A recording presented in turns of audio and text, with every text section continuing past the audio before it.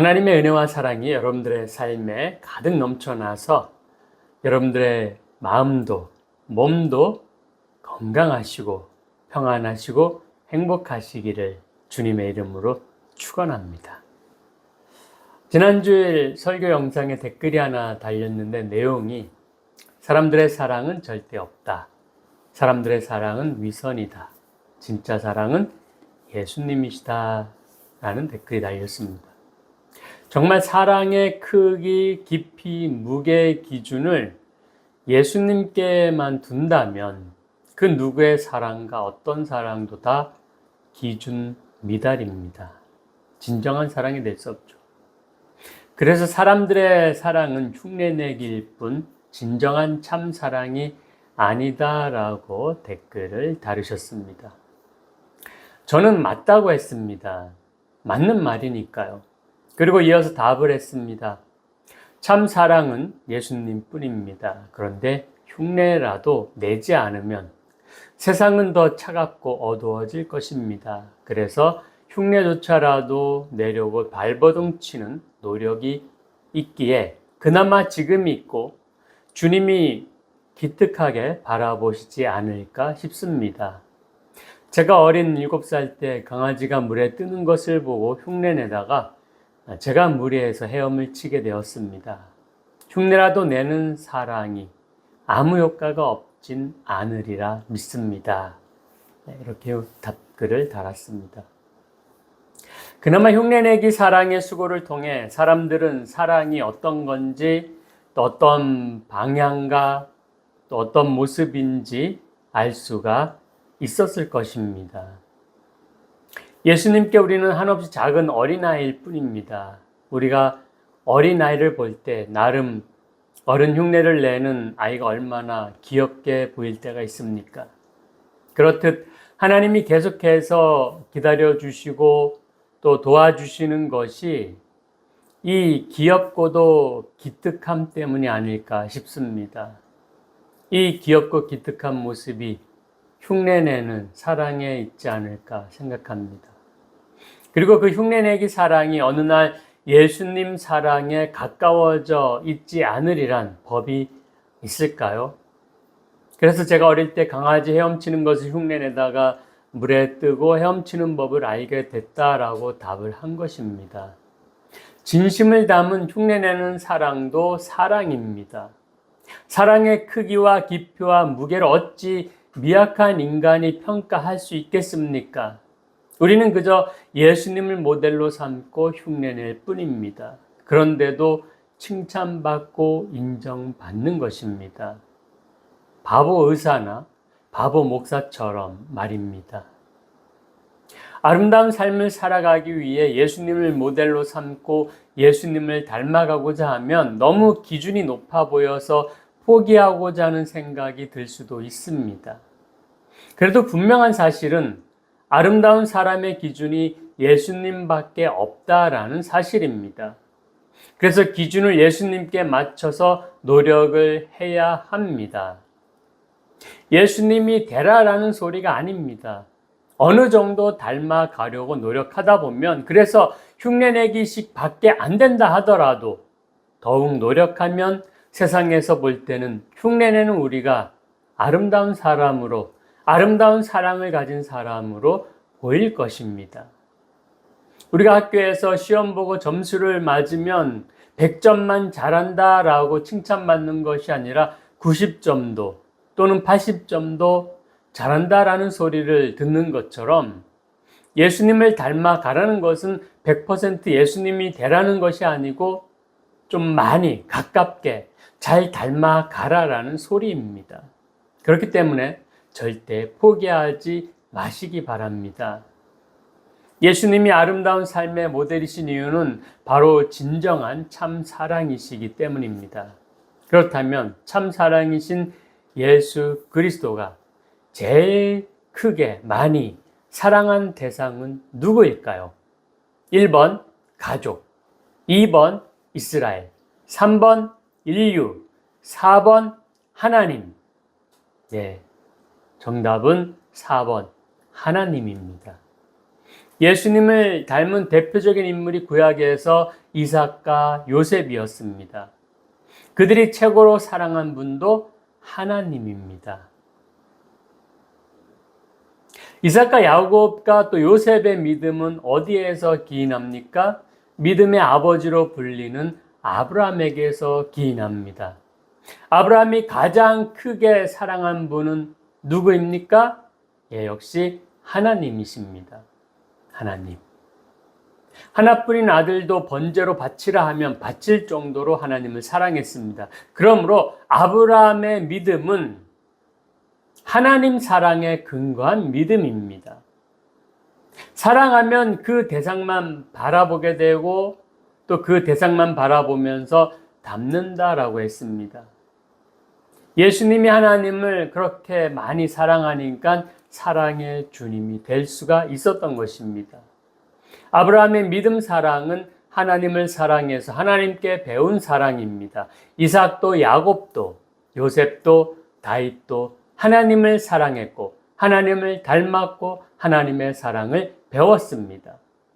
진정한 참 사랑을 위해서는 사람을 사랑하는 것이 먼저가 아니라 하나님을 먼저 사랑해야 합니다. 하나님을 사랑해야 사랑의 본체이신 하나님의 사랑을 배울 수가 있는 것입니다. 사람들은 사랑의 실천을 다른 사람에게 베푸는 것을 먼저 생각합니다. 하나님을 먼저 사랑해야 된다라는 사실을 잊고서 타인에게 베푸는 사랑을 하면 그것이 사랑이다라고 이해하는데 어떻게 보면 잘못 이해가 될 수도 있습니다. 사랑에 대해서. 사랑에 대해서 잘 이해해야 되는데 그냥 베푸는 것만이 사랑이 아니라는 거죠. 사람의 사랑은 마치 가진 자가 나누거나 베푸는 것으로 이해를 할 수 있습니다. 또는 준 만큼 받기를 원하기도 합니다. 진실된 마음 없이 무언가를 주고는 그것이 사랑이라고 오해할 수도 있습니다. 결국 사람의 사랑에는 신뢰가 안 가게 되는 것이죠. 하나님을 먼저 사랑하고 하나님의 사랑을 배워야 그리스도의 참 사랑을 행할 수가 있음을 믿으시기 바랍니다. 기억하시기 바랍니다. 오늘 본문에 나오는 주인공 모세도 하나님을 사랑한 후에 변하는 것을 보게 됩니다. 예수님은 스스로의 성품을 온유하다, 겸손하다라고 말씀하셨는데 모세의 성품을 대놓고 온유하다라고 공포하신 분이, 증거하신 분이, 말씀하신 분이 하나님이십니다. 민수기 12장 3절이죠. 이 사람 모세는 온유함이 지면의 모든 사람보다 더하더라. 아멘. 그런데 이 말씀을 듣고 모세는 하나님이 인정할 정도의 온유한 사람이구나 하고서 그냥 거기서 끝내거나 지나쳐버리면 안 됩니다. 모세는 처음부터 온유한 자가 아니었기 때문입니다. 요셉이 이스라엘을 이집트로 이주시켜서 7년 기근에서 민족을 구원했습니다. 이주해서 정착한 이스라엘은 점점 강성해졌고 요셉이 죽고 오랜 세월이 지나 요셉을 잊어버린 이집트의 바로 왕은 이 강성해진 이스라엘을 견제하게 됩니다. 그래서 이스라엘 민족을 탄압하고 노예로 삼게 됩니다. 갓 태어난 아기가 남자아이일 경우에는 죽여버려라라고 산파들에게 명령을 했습니다. 이때 모세가 태어났고 몰래 모세를 낳아 기르다가 더 이상 어렵게 되자 부모는 어쩔 수 없이 강물에 떠내려 보내게 되지만 다행히 바로왕의 공주의 손길에 건짐을 받고 양아들이 되어 왕자의 신분이 되었습니다. 모세는 다른 왕자들과 경쟁하며 교육을 받았고 바로왕의 마음에 잘 들도록 뛰어난 실력을 보이고자 노력했습니다.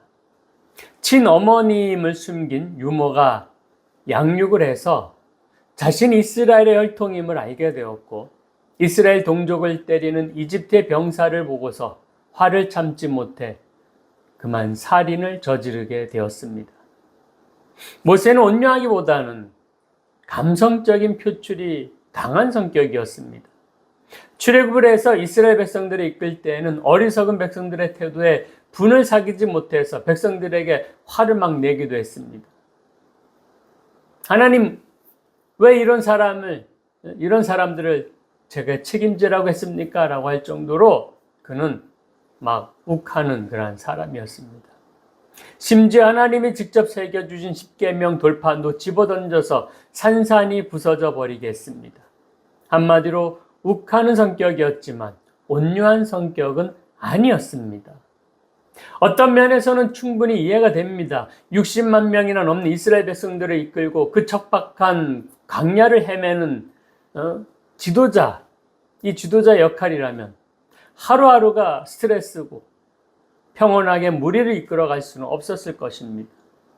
그러니 온유한 성품을 보이기가 힘들었을 것입니다. 그러나 하나님께서 분명 땅의 모든 사람 중에서 가장 온유하다라고 하셨으니까 하나님이 말씀하신 그때에는 모세가 분명 온유한 사람이었을 것입니다.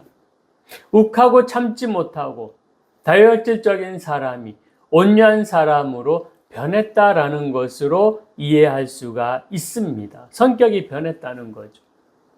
모세가 변한 모습은 성경을 통해 알 수가 있습니다. 민수기 12장 내용은 모세의 아내인 십보라가 죽어서 모세가 구스 여인과 결혼을 한 것을 아론과 미리암이 문제 삼아 비방하는 것으로 시작을 합니다. 모세와 함께 출애굽을 주도한 아론과 미리암은 모세의 형과 누이입니다. 모세가 이방인과 결혼하자 혈통 논란을 벌이며 모세에게 지도자의 자격에 대해서 반기를 들게 된 것입니다. 어떻게 저런 여자와 결혼할 수 있는가? 어떻게 저런 이방인과 결혼할 수 있는가 하면서 자신의 아내를 공격하는데 가만히 있을 바보 같은 남편이 이 세상에 어디 있겠습니까? 모세의 지난 성품을 고려해 보면 더욱 가만히 있지 않았을 것입니다. 충분히 분노가 치밀고도 남았을 일입니다. 더욱이 아론과 미리암의 그 숨은 의도는 구스 여인을 핑계로 모세의 특권적인 리더십을 차단하려고 한 것입니다. 그 특권적인 리더십을 나눠 가지고자 하려고 했던 의도도 있을 것입니다. 모세만 하나님을 만난 것이 아니다. 우리도 하나님을 만났다 하고서 그의 권위에 정면으로 도전을 했습니다. 그러나 모세는 어떤 반응을 보입니까? 조용합니다. 아무런 반응이 없습니다. 예전과 전혀 다른 모습입니다. 그 다음에 일어난 하나님의 그 모습에 우리는 놀라게 되는 거죠. 하나님은 갈등의 당사자들인 이 세 사람을 모두 장막 밖으로 불러내셨습니다. 그리고 모세를 일방적으로 편들어 주셨습니다. 하나님께서 당신의 선지자들에게는 꿈이나 환상을 통해 당신의 뜻이나 계획을 알려주셨지만 모세에게는 당신의 영상을 직접 보이시고 대화하는 사이라고 선언하신 것입니다. 그리고 아론과 미리암에게 이렇게 질문을 하셨습니다. 너희는 나와 직접 대면하는 내 종 모세 비방하기를 두려워하지 아니하느냐? 그러자 모세를 비방했던 미리암에게 갑자기 치명적인 문둥병, 나병이 발생합니다. 충격을 받은 아론과 미리암이 모세에게 도움을 청하며 사죄를 구합니다. 그러자 모세의 간절한 기도로 7일 후에 미리암의 나병에서 깨끗하게 회복되었습니다. 모세가 이처럼 온유하다라는 말을 들을 정도로 감정에 치우치지 않고 평안할 수 있었던 것은 하나님에 대한 절대적인 사랑과 믿음 때문입니다. 모세는 언제부터 이러한 성품을 갖게 된 것일까요? 그가 적어도 백성들을 이끌고 광야로 나오기 전까지는 아닙니다. 툭하면 분노하고 다혈질적인 성격이 어떻게 한순간에 바뀔 수가 있겠습니까? 광야 생활 초창기에도 모세의 강인함은 변함이 없었습니다. 분노하고 후회하고 원망합니다. 그러나 광야 생활 중반기인 미디안 광야에서부터는 그의 모습 속에 그 성격 기복이 전혀 보이지를 않습니다. 그는 하나님의 위대하심을 경험하면서 전혀 다른 사람으로 변화되었던 것입니다. 모세에게 광야는 고난의 장소이기만 했던 것이 아니라 하나님의 사람으로 변화되는 훈련의 장소였던 것입니다. 모세의 온유함은 타고난 기질이 아니라 하나님의 훈련 속에서 연단된 거룩한 산물이었습니다. 하나님을 만나고 하나님을 경험하고 하나님의 그 사랑을 깨닫게 되고 하나님을 사랑하게 된 것입니다. 욱하는 것도 습관이라는 책에서 감정을 습관이라고 그렇게 말을 합니다. 감정도 습관이다. 욱하게 하는 감정은 거짓 감정이고 욱하지 않아도 되는 참는 감정을 진짜 감정이라고 합니다.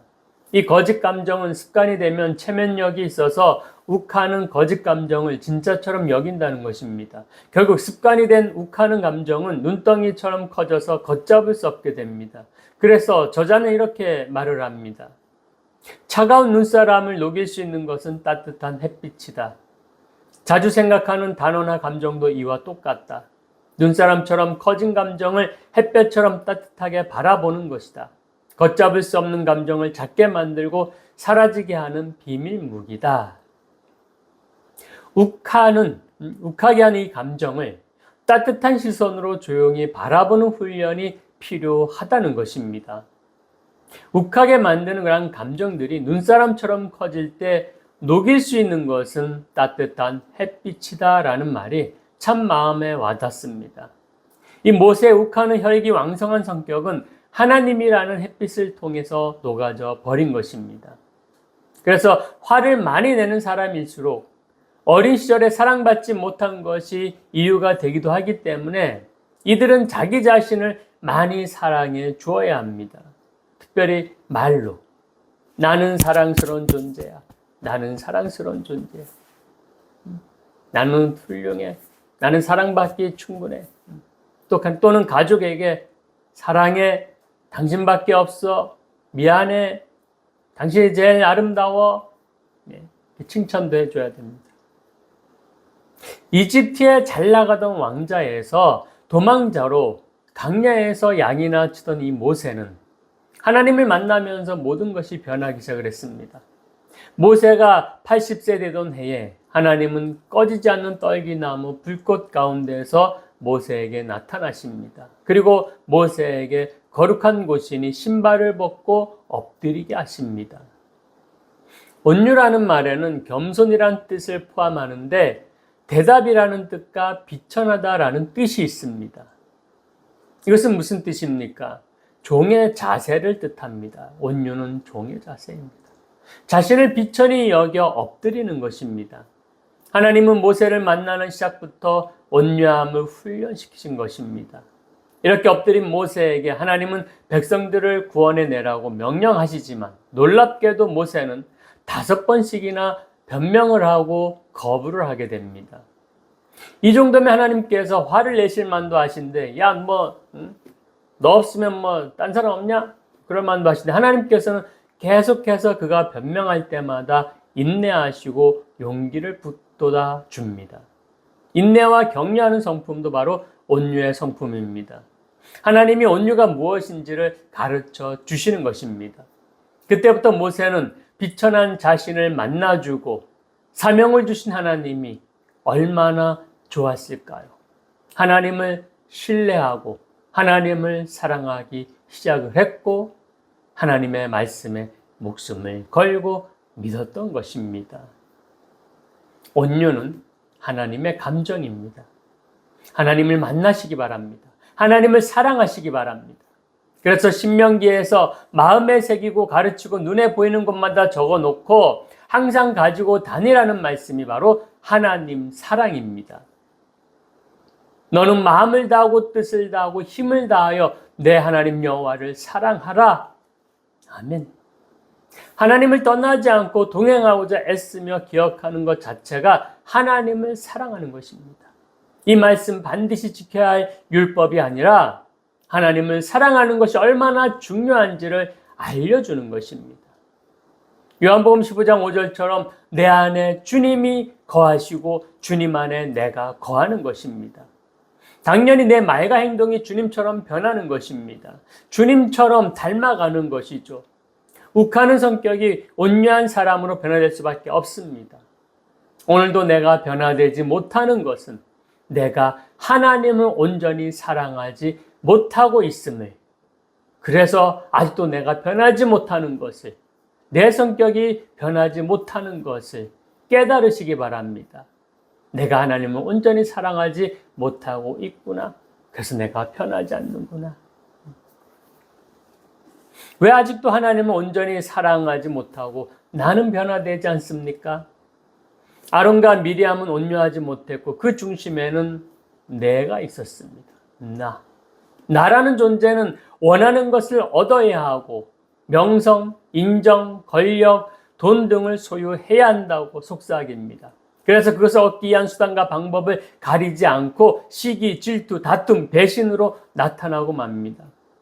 내가 중심인 곳에는 하나님이 계실 수가 없습니다. 내가 너무 나를 차지해서 하나님이 계실 자리가 없습니다. 우리가 온유하지 못하는 이유도 동일합니다. 우리의 마음 중심에 내가 먼저 크게 자리 잡고 있기 때문입니다. 그리고 죄를 합리화합니다. 내가 원하는 것을 해야 해. 이것이 맞는 거야. 난 이걸 가질 자격이 있어. 그 정도 권리는 있잖아. 그러한 말들이 우리 속에서 맞다고 합리화시킵니다. 그리고 그런 생각을 키우게 됩니다. 눈덩이처럼 커진 나로 인해 하나님을 만나지 못하고 사랑하지 못하고 있는 것입니다. 이것이 우리의 현실, 모습입니다. 그러나 우리는 예수 그리스도를 통해서 주님이 원하시는 성품으로 변할 수가 있습니다. 우리의 옛사람은 그리스도와 함께 십자가에 죽었다는 이 사실 하나만 기억하면 우리는 온유한 성품의 사람이 될 수가 있습니다.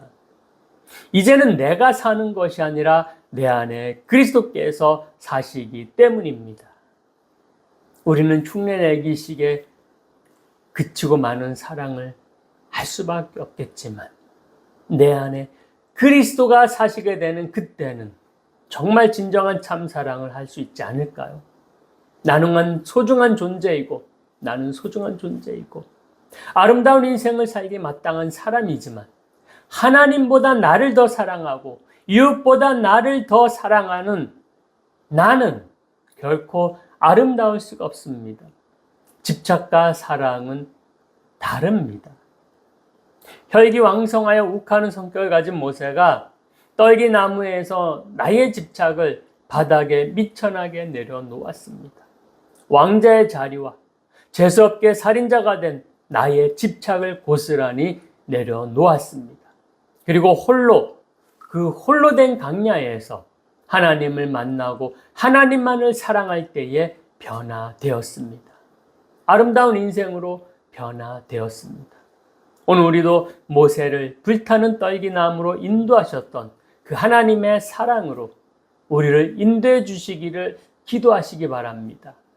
우리 하나님께서 우리를 인도해 주셔서 성령으로 인도해 주셔서 온유하고 아름다운 사람이 되게 주실 것입니다. 이 사실을 믿고 오늘도 아름다운 인생이 되고자 노력하고 기도하는 우리 모두가 다 되시기를 주님의 이름으로 축원합니다. 기도하시겠습니다. 사랑이 많으신 하나님, 우리는 예수님을 정말 닮아갈 수 있을까요? 우리는 흉내내기식 사랑밖에 할 수 없을까요? 그러나 그렇게 흉내내기식 사랑이라 할지라도 하나님이 기특하게 여기신다는 사실을 저는 믿습니다. 하나님, 저희들은 변화될 수가 있습니다. 먼저 하나님을 사랑하면 됩니다.